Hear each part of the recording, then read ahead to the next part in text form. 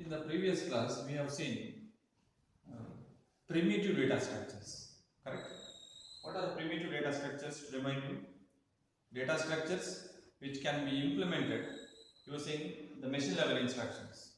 These are called primitive, and these are understood as the basic data types. We have seen integers, floating point, character type, or even references, pointers. All these come under primitive data structures. Also, we have seen the operations on primitive data structures like create, then destroy or delete, then update and select. These four operations. Now let us see the non-primitive data structures today. Non-primitive data structures.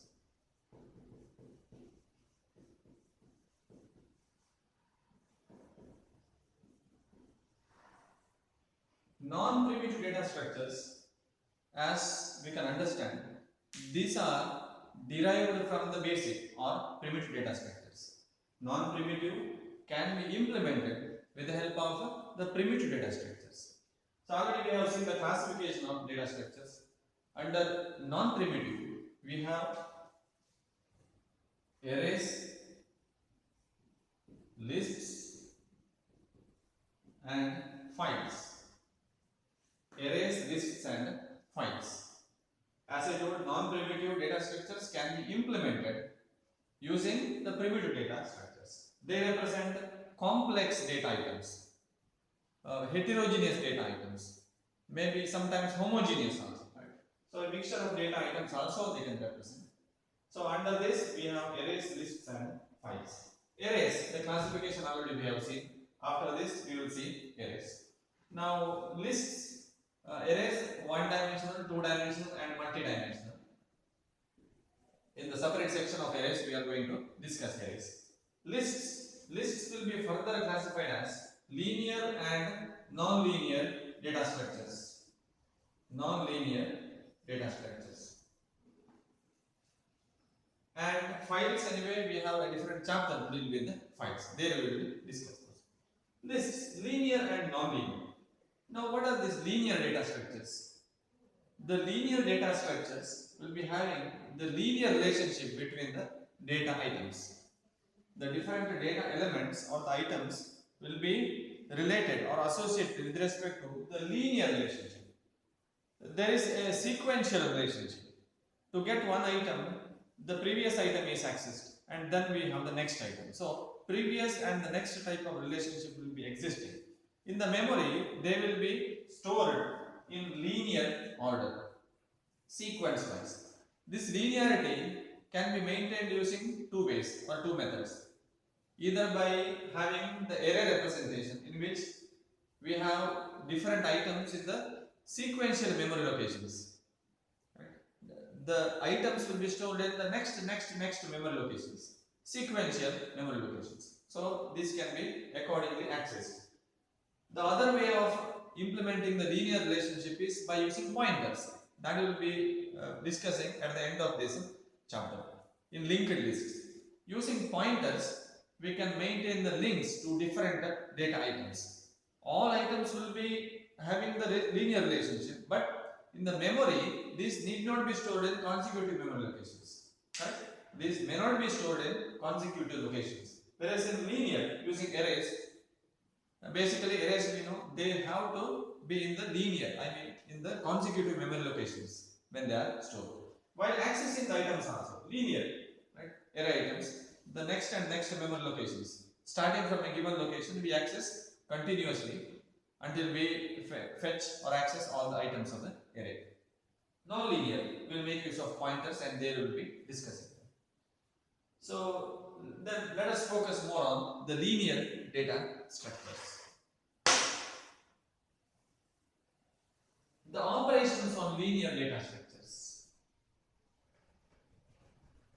Though we have classified arrays, lists and files, arrays also implemented as linear data structures because the previous and the next relationship, consecutive memory locations, will be available or visualized in arrays.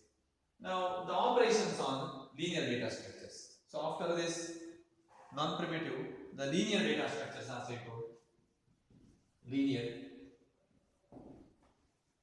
they have the linear relationship, sequential relationship between the elements. To fetch one, we have to fetch its previous.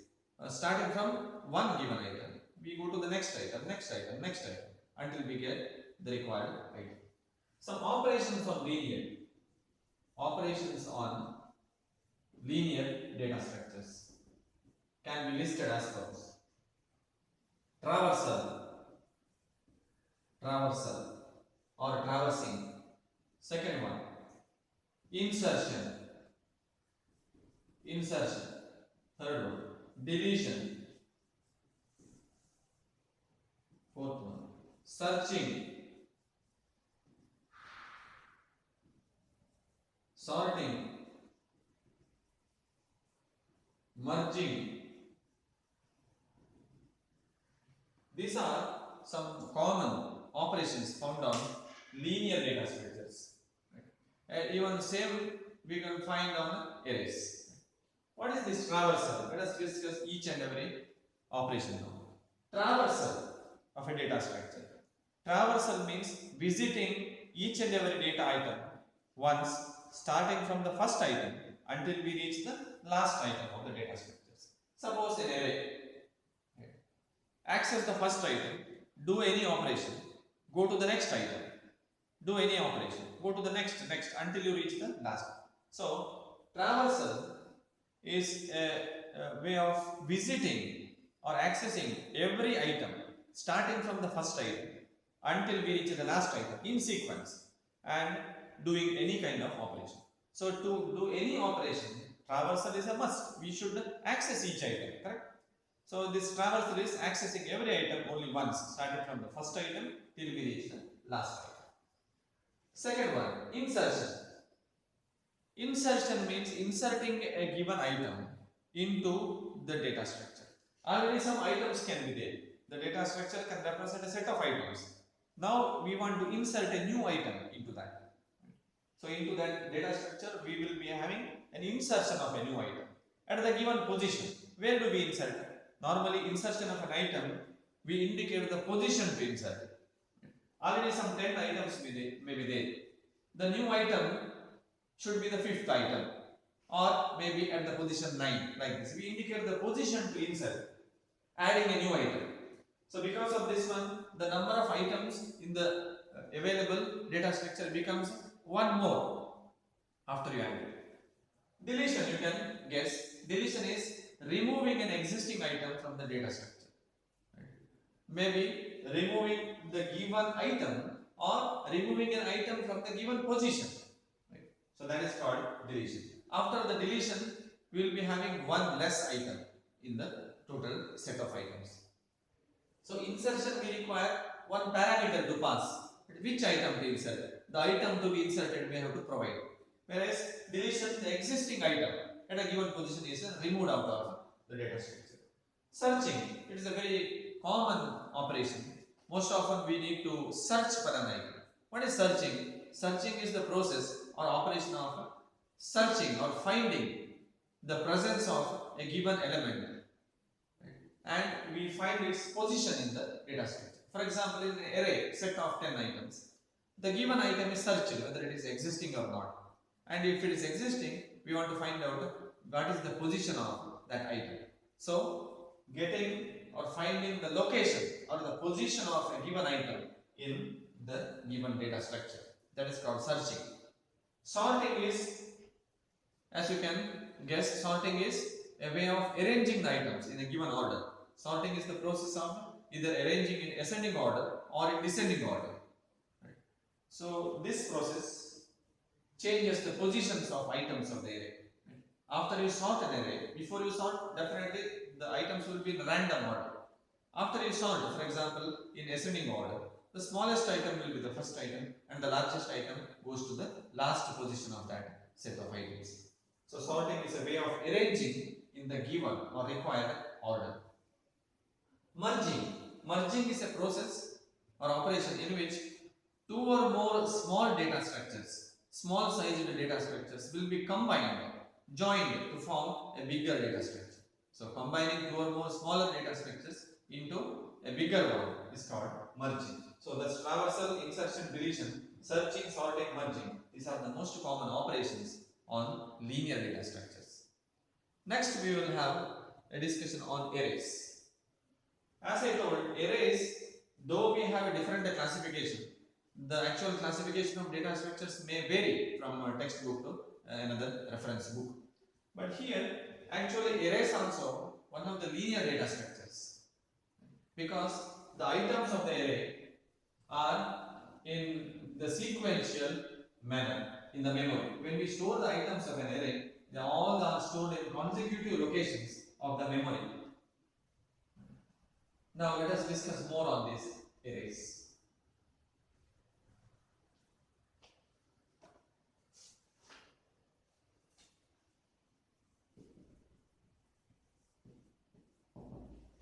Arrays, no, by definition, an array is a set of elements or items, all of the same type, same data type, under the same name. So, in programming concepts we have seen, instead of declaring different variables, when we have a set of similar items, it is better to have an array in the program than having separate independent variables. When we declare independent and different many variables, the program becomes difficult to manage, difficult to understand also. Even remembering the different variables itself becomes a problem. So to solve all these problems, when we have large number of set of items of the same type, homogeneous items they are called, all are of the same type, maybe integers only, floating point data items only. These are implemented using so-called arrays. So array is a set of items of the same type having the same name. So all of the items will be sharing the same variable name or an identifier. Now let us see arrays. Types of arrays already we have given. I have given. The classification of arrays will be one-dimensional array,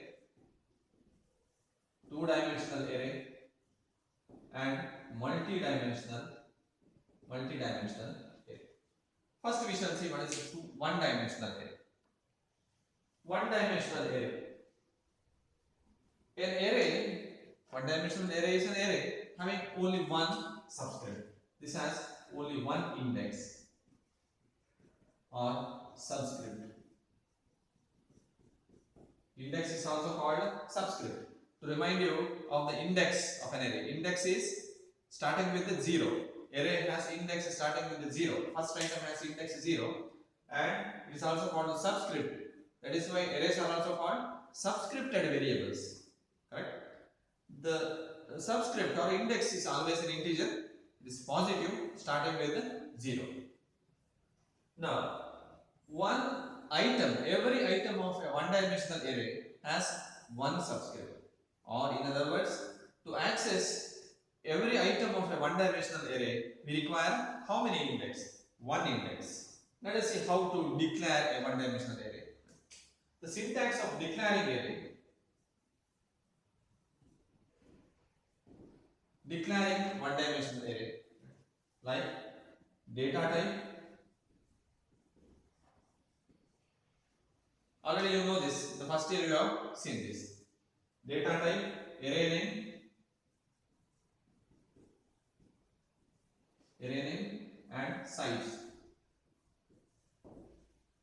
All this you have seen in the first year arrays chapter. Data type, array name, size. That is how we declare one-dimensional array. Example in numbers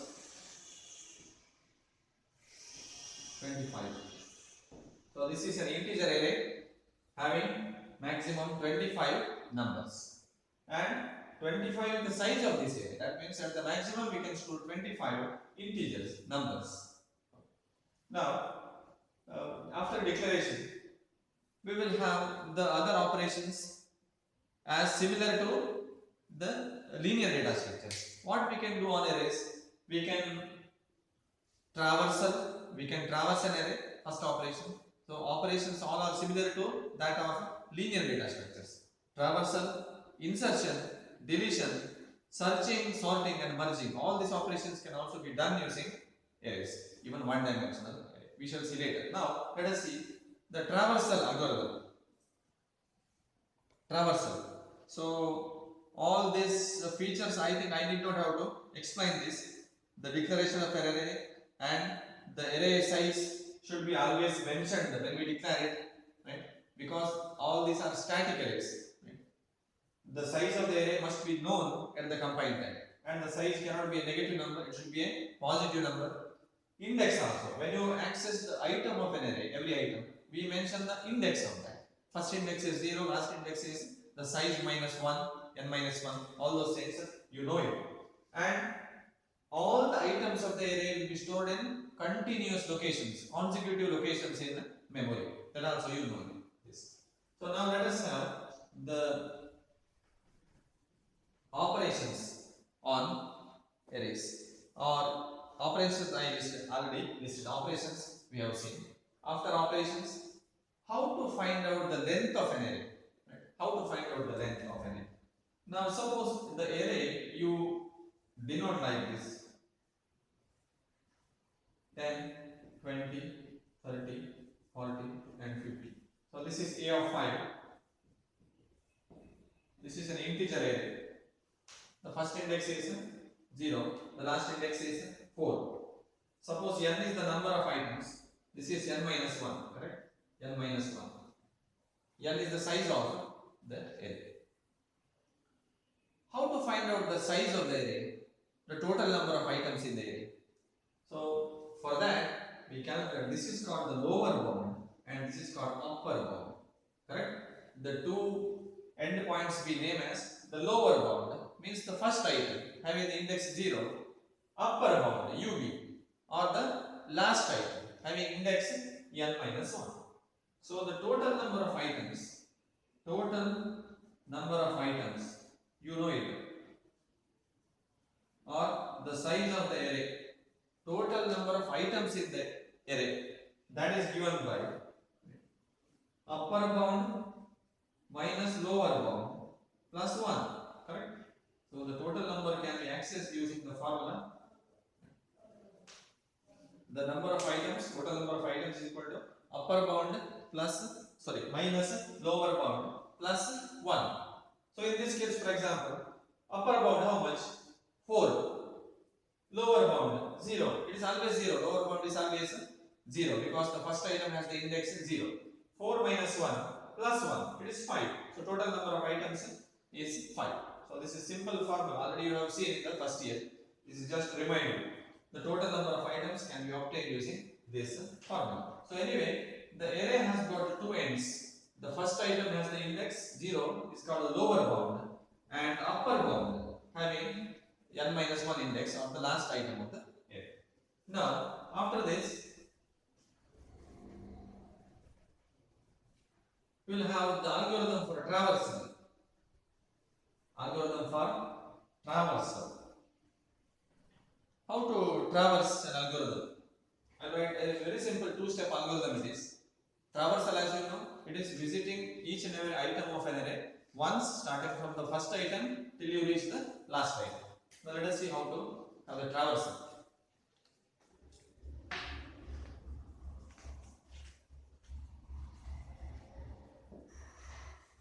Let A be the array of size n. A be the array size n. Now, step 1. For I is equal to lower bound to upper bound. For I is equal to lower bound to upper bound. Process A of I. Process A of I is a general statement to indicate any kind of an operation on the element of the array. It can be just accessing, it can be for any kind of manipulation, computation, maybe printing. Any operation is in general mentioned as the process on the given item. Process A of I. And end for. That's all. End for. Step 2. Stop. That's all. It's a very almost only one step process. So first, let us have the for loop starting from the first item. So you can also write like this. So here, in the place of lower bound to upper bound, you can also write 0 to n minus 1 because upper bound is n minus 1 when the size is n. So for I is equal to 0 to n minus 1, process A of 5 and for stop. So this is a very simple two-step algorithm to traversal for traversal of the items of the array. Now as you know, the array is represented in the memory. Suppose the first item 10, 20, 30, 40, 50, the 5 items with the index 0, 1, 2, 3, 4. So this index is taken as I here for traversal, and this can be the memory location. If it starts with the 2000, it's 2002, 2004, 2006, 2008, because every item consumes 2 bytes of memory. So starting from 2000, 2002, 4, 6 and 8 is the last memory location. So for traversal, starting from I 0, 0. So we have the item 10. We do any kind of operation there, process it, maybe to display it or make use of the value 10 for any kind of calculations. Next, process I, okay, end for. End for I is incremented automatically. It is understood. In the for loop, I becomes I plus 1, I becomes 1. You go to the next item, process it. Go to the next item, process that. Next item, process. Next item, the last item, process this. There is no more next item. So loop will terminate. So the simple two-step process of traversal. There. This can be asked for 2 marks.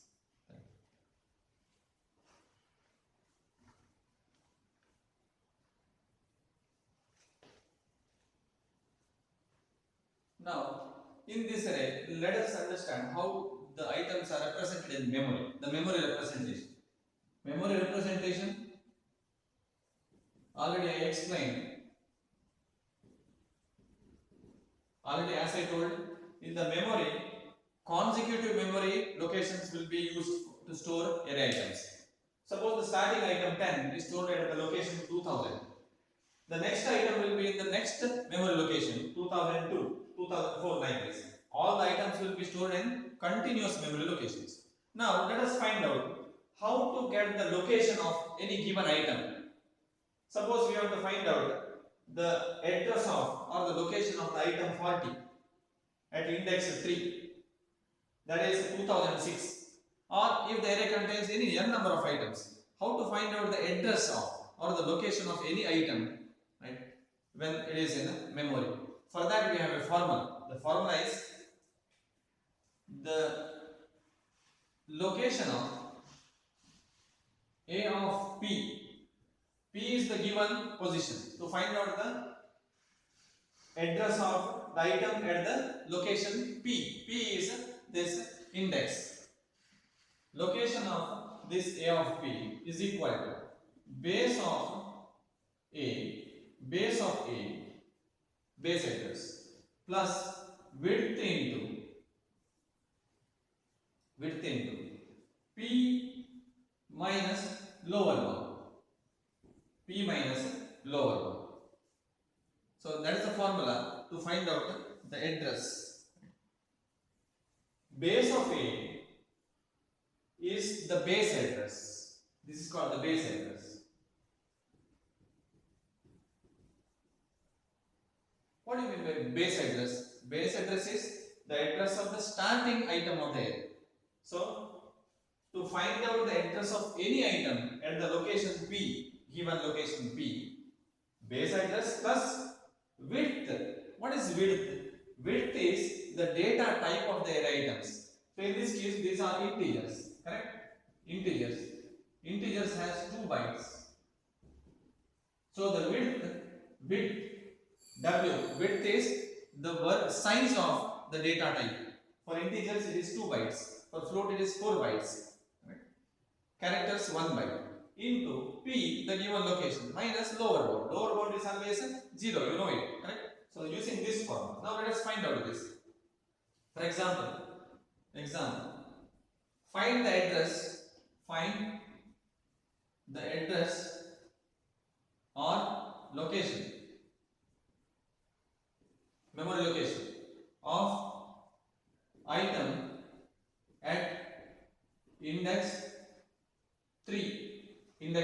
So location P is equal to 3 here. P the given index is or the value of P is 3. You have to find out what is the address of this item. What is the item there? Item is 40. Right?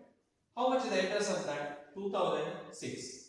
Now we will use the formula. So location of A of 3, P is 3 is equal to base of A. How much is the base of A? Is 2000. Base address is 2000 plus width. How much width? Integers. It is an integer item. So 2 bytes. 2 into P is 3 minus 0. Lower bound is always 0. So it is 2000 plus 2 into 3, 6 is equal to 2006. Are you getting 2006? Correct?